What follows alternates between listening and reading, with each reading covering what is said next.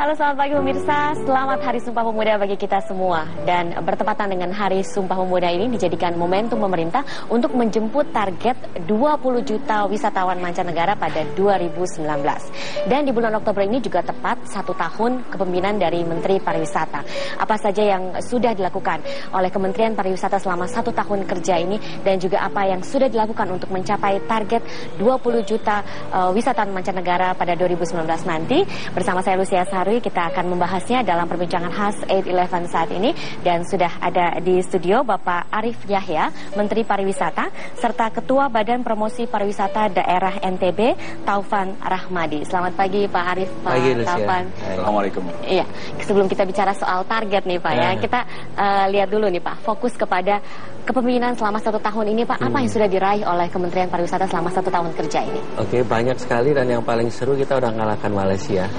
Dalam hal apa nih Pak? Dalam hal ini ada Taufan ada di sini untuk membuktikan bahwa sebenarnya bangsa ini mampu mengalahkan. Malaysia itu legenda di dalam halal travel. Iya. Jadi tidak pernah tidak menang lah. Paling jauh nanti Turki, bahkan Thailand.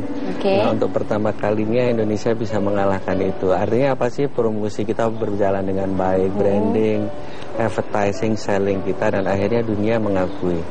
Tidak hanya dapat 1 penghargaan, tapi 3 penghargaan sekaligus. Dalam halal award ini ya Pak ya. Ya. Apa Pak pentingnya halal award ini sebenarnya Pak? Ya, jadi kalau dilihat pasarnya secara bisnis besar sekali, bahkan lebih besar daripada outbound Cina.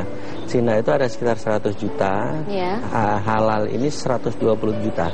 Target marketnya lebih tinggi, pertumbuhannya juga lebih tinggi. Jadi rata-rata kalau pertumbuhan wisman di dunia itu 5%, khusus untuk yang halal 6%. Dan yang paling itu dari sisi market, yang paling penting dari sisi kekuatan kita. Nah, kita itu sangat kuat sebenarnya, naturally kita itu udah halal. Negara ini masyarakatnya mayoritas muslim, tinggal kita promosikan. Sebenarnya tugas saya tidak terlalu berat. Dulu tidak dipromosikan, sekarang saya promosikan, sehingga kita bisa memenangkan. Dan ini untuk pertama kalinya ya kita mendapat award itu ya Pak ya. Nah, kalau untuk soal target 20 juta wisatawan ini Pak, menurut Bapak ini bagaimana nih? Bisa tercapai tidak Pak? Ya, banyak yang mengkritik itu, tetapi saya bilang begini, itu harus double soalnya, dari 9 juta menjadi 20 juta, lebih dari double bahkan. Tidak masuk akal, tidak visible, iya memang, tetapi kita harus outward looking, membandingkan negara ini dengan negara-negara lainnya. Kita potensinya sedemikian besar, performansinya buruk.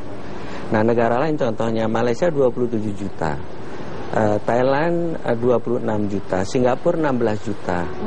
Itu dari sisi jumlah kunjungan. Devisa kita hanya 10 juta. Malaysia 10 miliar dolar. Malaysia itu 21 miliar dolar. Thailand 42 miliar. Masa kita sebagai bangsa tidak malu? Negara-negara dengan potensi lebih rendah di sekitar kita bisa mengalahkan kita. Nah, maka dalam membuat target itu jangan dilihat visibility-nya. Oh, dulu tumbuh 8%, tapi desirability. Ingin kita bawa kemana negara ini, bangsa ini. Yang pasti kita harus mengalahkan Malaysia, kita harus mengalahkan Thailand. Itu kalau dibandingkan dengan negara lain. Dibandingkan dengan portofolio industri yang ada di Indonesia, pariwisata itu nomor 4. Nomor 1 minyak dan gas bumi, 32 miliar dolar. Nomor 2 batu bara, sekitar 24-25 miliar dolar.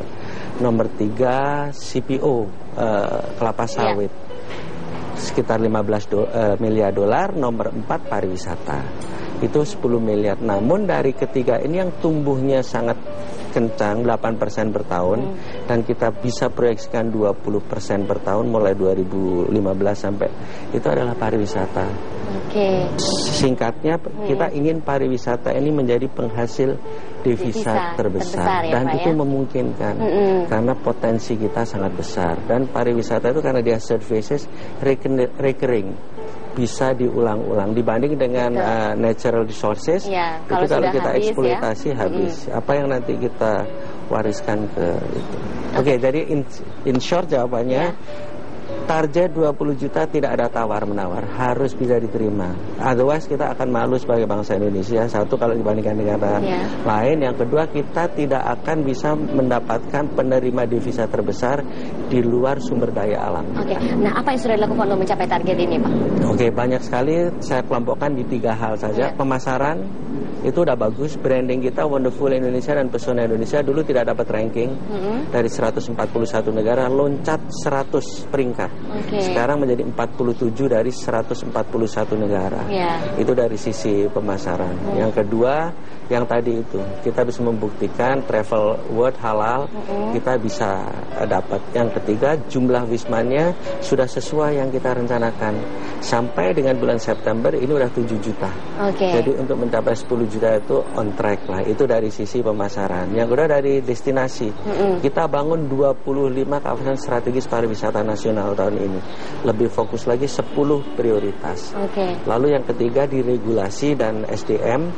Regulasi paling tidak saya bisa menyebutkan 3 besar. Yang pertama bebas visa. Dulu hanya 15 negara, dikeluarkan Perpres baru oleh Pak Presiden, sekarang menjadi 90 negara. Diharapkan ada tambahan 1 juta wisman mulai tahun 2016. Dengan bebas visa ini ya? Bebas visa, sehingga orang muda masuk ke Indonesia. Nah Pak Taufan, Lombok sudah mendapat penghargaan Best Halal Travel Award 2015 ya. Sebenarnya apa sih kriteria penilaiannya ini? Jadi sebenarnya di sekitar bulan April 2014 itu kebetulan kami direkomendasikan oleh Vito di representatif daripada Kementerian Pariwisata di Dubai untuk diajukan di World Halal Travel Summit. Lalu kami kemudian melengkapi data-data diberikan, review dan segala macam. Mereka menganggap bahwa Lombok itu adalah new features daripada halal tourism destination. Hal ini kemudian memacu kami semuanya untuk bergerak. Karena kami sangat concern terhadap hal ini. Karena memang Lombok, NTB memiliki positioning yang tepat untuk turisme halal ini. Apa yang dinilai dari Halal Award ini? Jadi begini, kami dilihat bahwa daerah yang memiliki komitmen yang paling kuat di dalam menunjang pergerakan atau konsep daripada wisata halal ini. Wisata halal itu seperti apa misalnya? Jadi sebenarnya wisata halal itu ada masalah lifestyle ya. Masalah lifestyle. Sedangkan di Lombok itu kita tahu bahwa ada 95% Muslim. Sehingga apa yang menjadi rumah makan halal, restoran halal itu merupakan hampir 99% restoran di Lombok itu adalah halal. Kedua, begitu banyak tempat ibadah. Sehingga seperti tadi Pak Menteri katakan bahwa ada pulau dikenal dengan Pulau Seribu Masjid. Jadi sangat tepat kalau dikatakan bahwa Lombok itu cocok dengan kategori destinasi wisata halal itu. Nah untuk makanan tadi halal, kemudian ada ketentuan. Ada juga dengan hotel ya, dengan hotel juga. Jadi hotel itu ada penunjuk kiblat ya. Tempat ibadahnya pun dilengkapi terpisah dengan antara perempuan dan laki-laki. Nah sebelumnya berarti Lombok belum pernah mengikuti penghargaan ini. Tapi berkat dorongan dan diayomi oleh Kementerian Pariwisata, kami punya power yang luar biasa. Terlebih lagi begini Mbak, terus terang ini merupakan momentum yang sangat luar biasa. Karena persis di 1 tahun kepemimpinan daripada Bapak Presiden, ini saya pikir mau kado yang luar biasa ya. Ditunjang juga dengan dari kementerian yang benar-benar mengayomi kami semua. Baik, kita masih akan membahas ini lebih lanjut. Pemirsa jangan beranjak dulu, kami masih akan kembali dengan perbincangan terkait kinerja Kementerian Pariwisata dan juga target kedepannya sesaat lagi setelah pariwara.